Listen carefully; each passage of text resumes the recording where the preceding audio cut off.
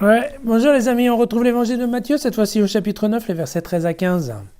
Alors, des gens lui amenèrent des enfants pour qu'il leur imposât les mains en disant une prière. Mais les disciples les rabrouèrent. Jésus leur dit, mais non, laissez faire ces enfants, ne les empêchez pas de venir à moi, car le royaume des cieux est à ceux qui sont comme eux. Et après leur avoir imposé les mains, il partit de là. Voilà, c'est court. Alors, c'est ça, il semble que sur le chemin de Jérusalem, en fait, Jésus passe son temps à s'arrêter pour aller voir des humbles, des clochards, des malades, des mendiants et aussi des enfants. Ce qui irrite quelque peu les disciples qui voient dans ce transfert vers Jérusalem quelque chose de beaucoup plus grave et sérieux et qui ne nécessite pas de perdre beaucoup de temps. Alors, la tradition juive par rapport aux enfants, elle est un peu bizarre parce que d'un côté, eh bien, évidemment, les enfants chez les juifs sont absolument chéris parce que considérés comme une bénédiction de Dieu.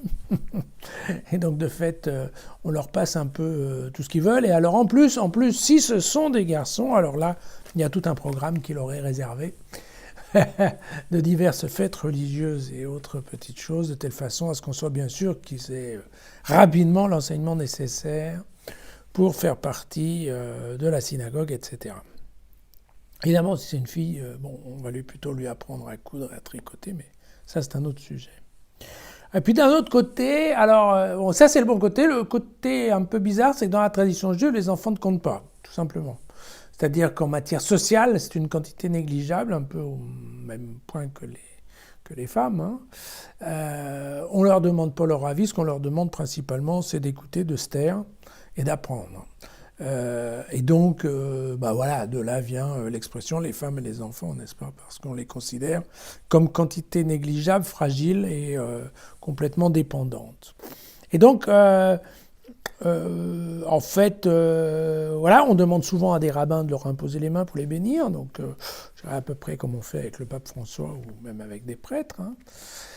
Et ce qui par contre, sur les enfants d'un certain âge, quand on leur laisse la possibilité de s'adresser à un rabbin, il convient qu'ils le fassent avec un certain nombre de formules de politesse qui sont plus que révérentes, on va dire. Voilà. Et donc, voilà. Donc c'est un peu bizarre cette histoire des enfants. Ce que Jésus tient à démontrer, c'est qu'il n'est pas un rabbin comme les autres, puisque lui, ça ne l'embête absolument pas de perdre du temps avec des enfants, que les Juifs considèrent comme quantité négligeable. Vous savez, c'est toujours la même chose, c'est Matthieu. Ce qui est rejeté par les Juifs est gardé et mis en valeur par les chrétiens, donc de là, on ne sort pas. Et puis, écoutez, globalement, je dirais que, évidemment, il va de soi que l'Église s'est chargée de ce petit morceau d'évangile pour justifier le baptême des nouveau-nés, en se disant que c'est à ce moment-là qu'ils peuvent rentrer dans le royaume des cieux. Et voilà, l'important, voilà, c'est avec l'importance donnée aux enfants, c'est celle qu'on retrouve dans, vous savez, la partie de Matthieu au chapitre 11, là. Je te rends grâce, Seigneur, d'avoir caché cela aux sages et aux savants, mais de les avoir donnés aux tout petits, voilà. Bref, place aux jeunes. À demain.